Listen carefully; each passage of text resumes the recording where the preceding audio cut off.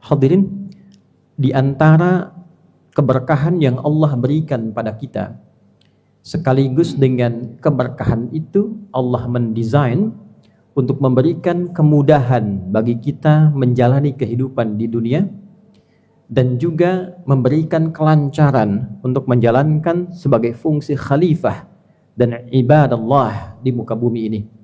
Di antara perangkat itu, Allah anugerahkan kepada kita rizki, yang dengan rizki itu diberikan kadar yang sesuai, yang selaras dengan maslahat kehidupan kita. Nabi SAW pernah menyampaikan perihal rizki ini, dan penyampaiannya didokumentasikan oleh beberapa sahabat Nabi SAW. Di antaranya disampaikan pula oleh Abu Abdurrahman Abdullah bin Mas'ud radhiyallahu taala anhu dalam hadis yang sangat populer. Dikutip hadis ini oleh Imam An-Nawawi, dicantumkan dalam Al-Arba'innya nomor hadis yang keempat. Beliau mengatakan, qala haddatsana qala an Abi Abdurrahman Abdullah bin Mas'ud radhiyallahu taala anhu qala Rasulullah sallallahu alaihi wasallam wa huwa as-sadiqul masduq, inna ahadakum yujma'u fi batni ummihi 40 yawman nutfah, thumma yakunu mithla dhalika 'alaqah, thumma yakunu mithla dhalika mudghah, thumma yursalu ilayhi al-malak fayanfukhu fihi ar-ruh wa yu'maru bikatbi 40, bikatbi rizqihi wa ajalihi, wa sa'idun huwa fid dunya am syaqiyyun. Al-hadith. Hadis disampaikan dari sahabat mulia Abdullah bin Mas'ud, semoga Allah meridai kepada beliau dengan keridhaan tak terbatas. Beliau menyampaikan bahwa Nabi Muhammad sallallahu alaihi wasallam yang pribadinya as-sadiqul masduq, orang yang selalu benar dan dibenarkan oleh setiap orang yang mengenalnya. Kawan dan lawannya membenarkan pribadi beliau sebagai orang yang terpercaya. Bila ada hadis disampaikan dengan pengantar seperti ini, ingin memberikan sebuah kesan bahwa informasi yang disampaikan di hadis ini bukan perkara biasa. Bukan informasi biasa, boleh jadi satu misteri yang belum diketahui, perkara gaib kita sebutkan, yang membutuhkan keimanan, keyakinan kita tanpa ragu. Ketika seseorang meyakini bahwa pribadi yang menyampaikan adalah orang yang jujur, orang yang benar, bahkan dibenarkan oleh lawan dan kawannya, maka mudah ia menerima informasi ini.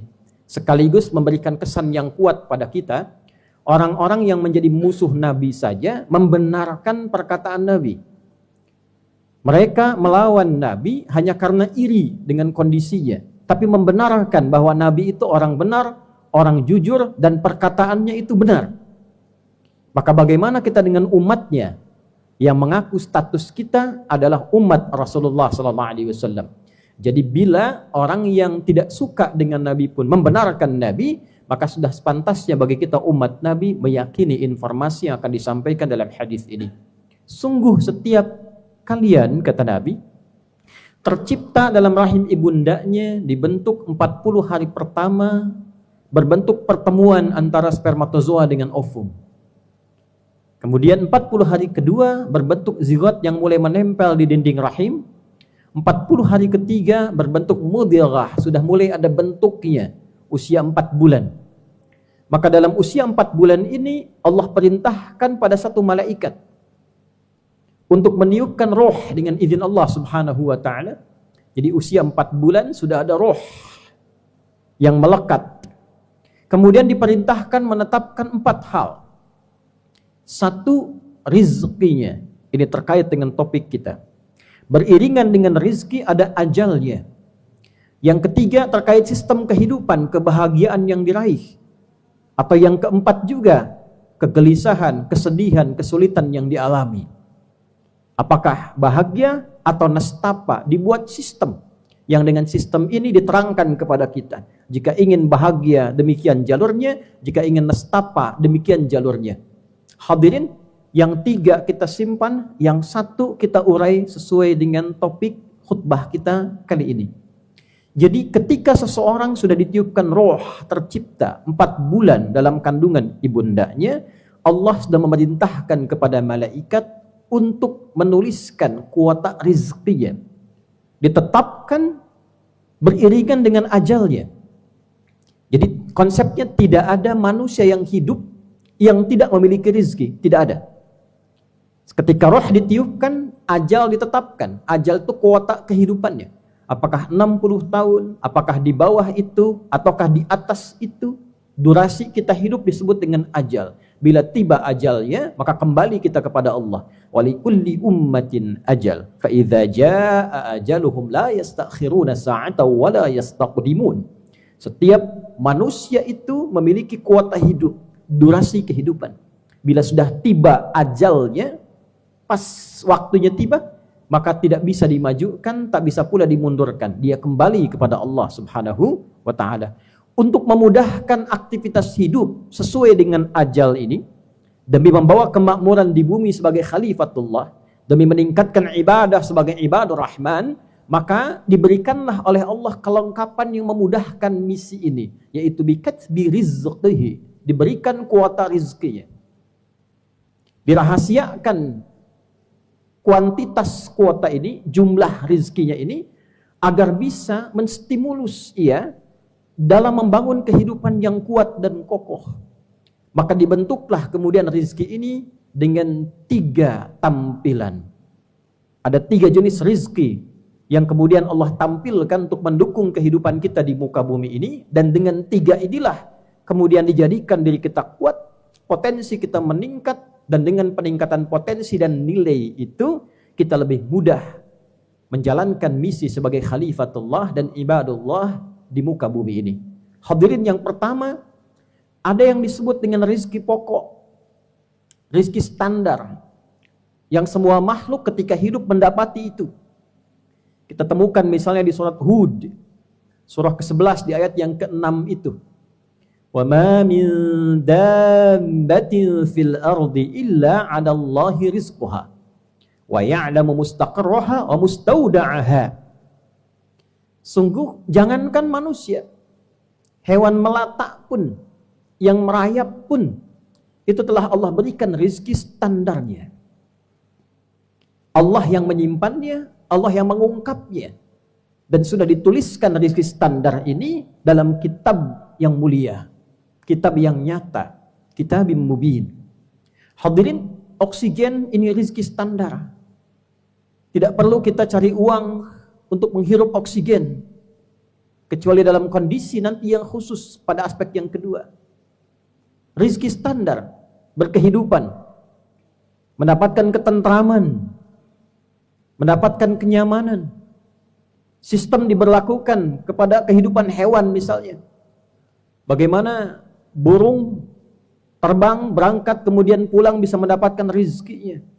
Bagaimana cicak yang merayap, rizkinya nyamuk yang terbang. Tapi Allah membuat sistem supaya cicak itu tidak kelaparan. Ini yang dimaksud dengan rizki standar. Jadi kita tidak mencari pun, kita masih bisa menghirup oksigen dalam kehidupan kita. Rizki. Hadirin, ada yang kedua dengan cepat. Ada namanya rizki bil kasbi. Rizki yang didesain oleh Allah dengan sistem di kehidupan, sunnatullah fil kaun ini, yang didapatkan dengan cara berusaha untuk mencari, berikhtiar. Yang dengan mencari ini, di antara hikmahnya, filosofinya, adalah untuk menguatkan semua potensi keunggulan yang ada pada diri manusia supaya itu keluar.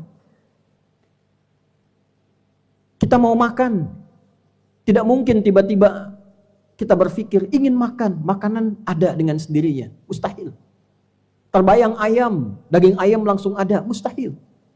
Terbayang sate kambing, tiba-tiba langsung ada, mustahil. Mesti diraih dengan ikhtiar kita, usaha kita untuk menjemputnya. Ini yang dimaksud contoh Al-Quran surah kedua Al-Baqarah dari ayat 168 itu. Ya ayyuhan nasu kulu mimma fil ardi halalan thayyiban. Hai semua manusia, silahkan bekerja, berusaha, beraktivitas. Minimal usaha ini menjadi alat untuk engkau bisa mendapatkan rizki kebutuhan makanmu. Silahkan bertebaran di muka bumi. Allah desain. Supaya apa? Dengan mencari itu kita paksa tubuh kita kuat. Kaki dipaksa untuk berjalan, otak dipaksa untuk berpikir. Semakin dipaksa otaknya berpikir, ilmunya ditambah, semakin pintar dia.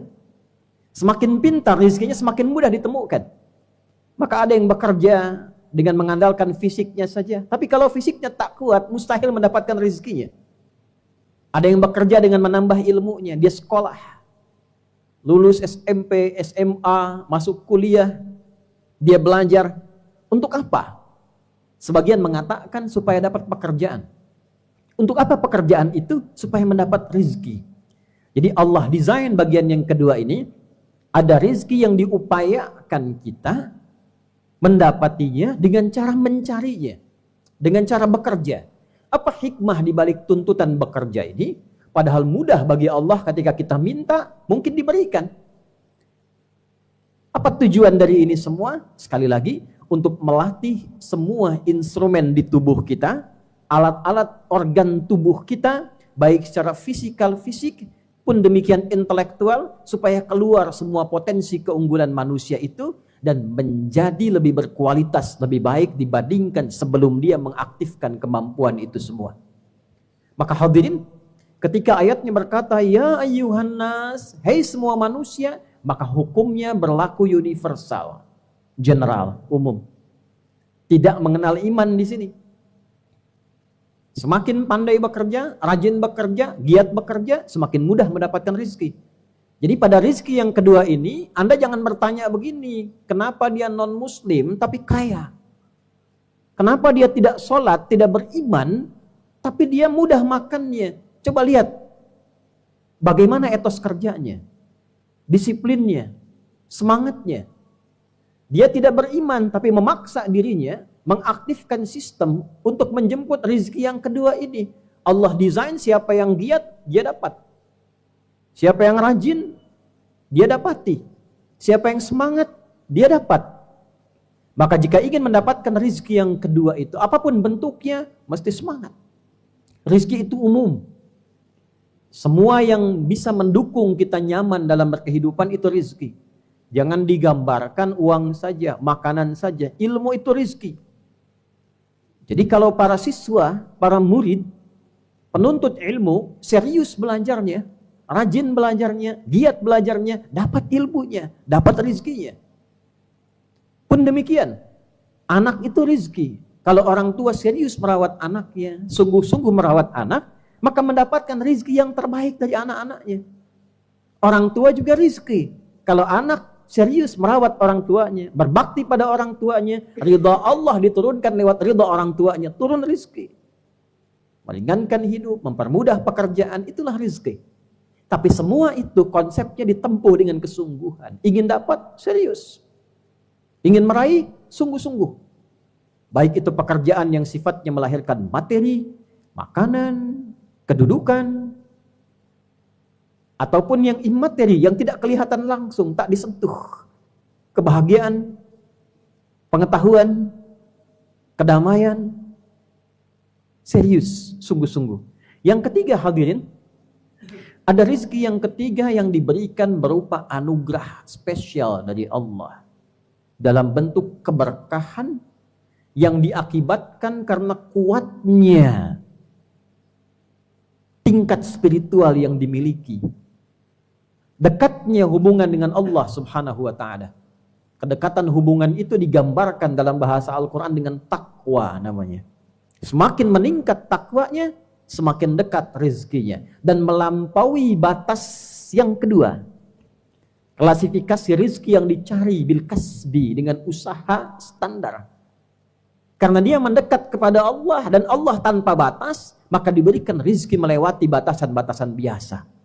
Itu yang disebut dengan min haitsu la yahtasib. La yahtasib. Tak pernah terhitung sebelumnya. Yang terhitung itu yang diusahakan. Saya kerja dapat gaji segini. Kalau saya ngajar dapat pendapatan sekian. Itu namanya muhtasab, sesuatu yang dihitung. Rizkinya yahtasib, diukur-ukur. Lalu didapatkan dengan kasab. Yang ini min haitsu la yahtasib. Maka turunlah kemudian ayat untuk menegaskan di Quran surah ke-65 itu, di ayat yang kedua di ujungnya sampai ayat yang ketiga di awalnya. Wa may yattaqillaha yaj'al lahu makhraja wa yarzuqhu min haitsu la yahtasib.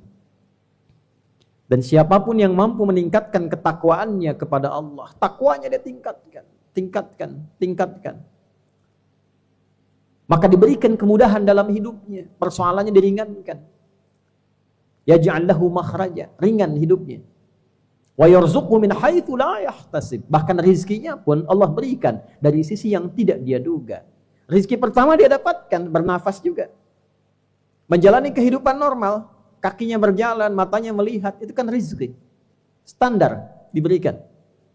Lalu dia beraktivitas juga seperti biasa. Ada yang mengajar, ada yang bertani, ada yang berkebun, ada yang di pemerintahan misalnya, ada yang di institusi-institusi, ada yang di kepolisian, di tentara, bil kasbi, dia biasa. Tapi saat yang sama, dia naikkan takwanya melebihi level-level standar biasa. Takwa ada dalam bentuk ibadah ritual, misal salatnya.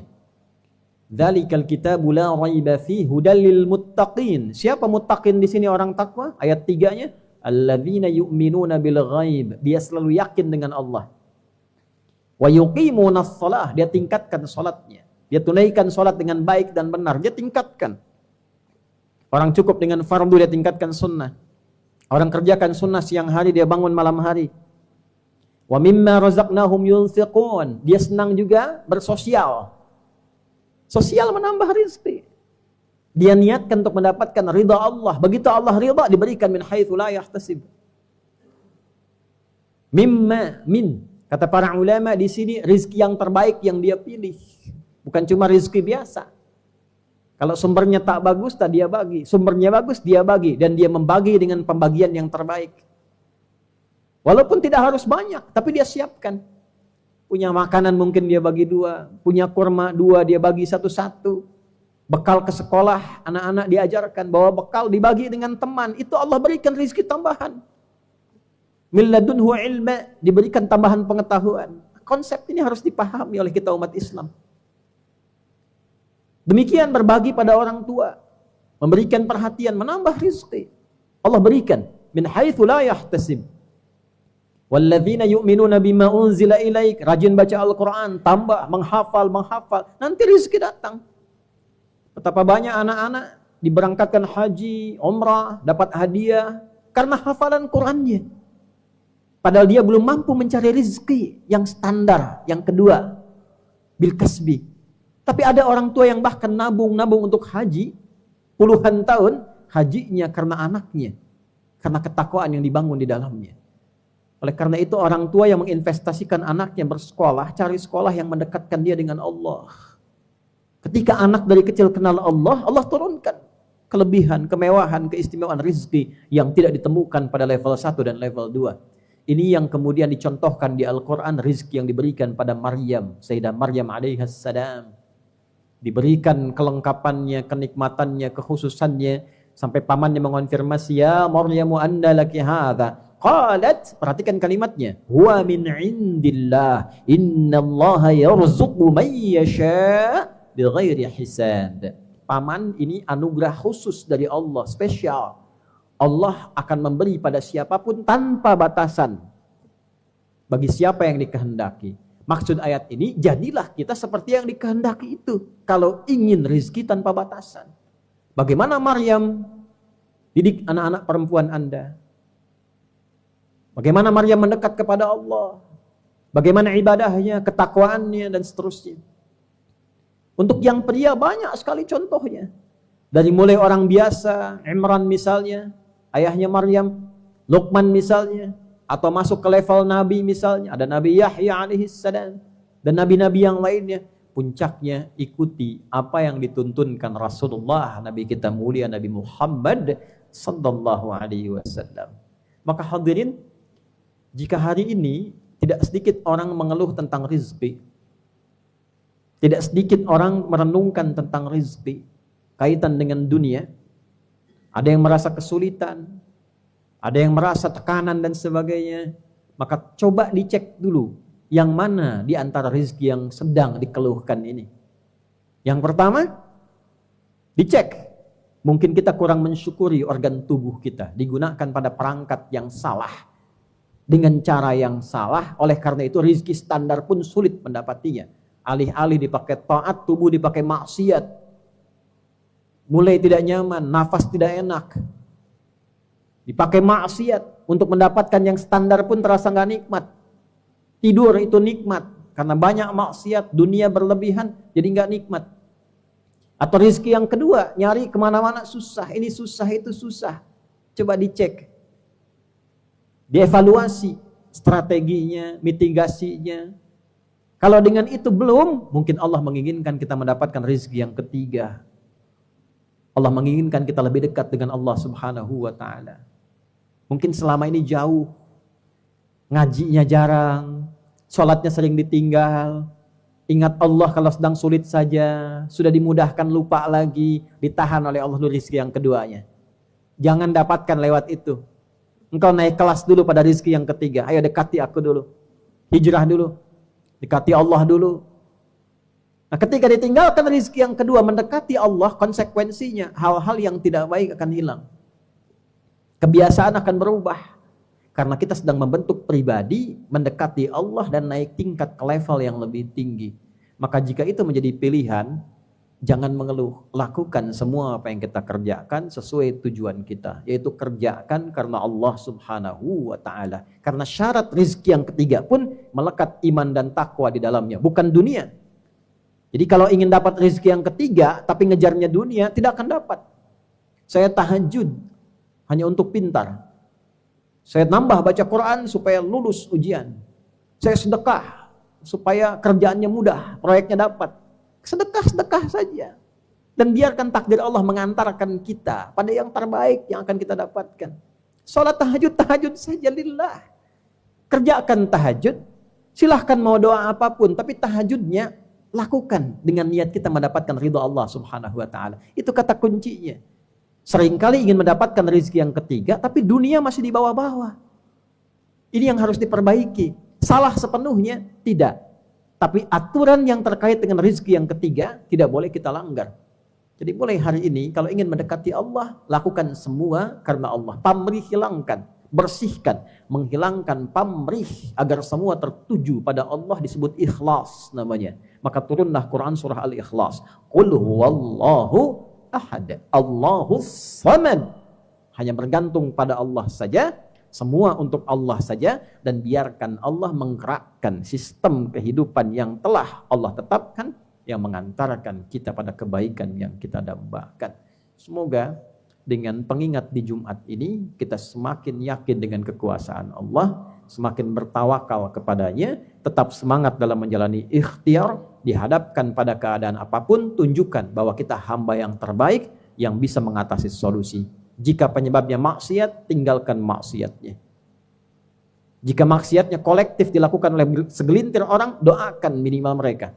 Bagi orang yang punya kemampuan, ingatkan supaya kembali pada jalan yang benar. Dan kita sebagai pribadi, mulai dengan pribadi masing-masing, berpikir yang positif, melakukan tindakan yang produktif, dan perubahan itu hanya dimulai pada diri sendiri untuk menghasilkan perubahan besar dalam kehidupan kita.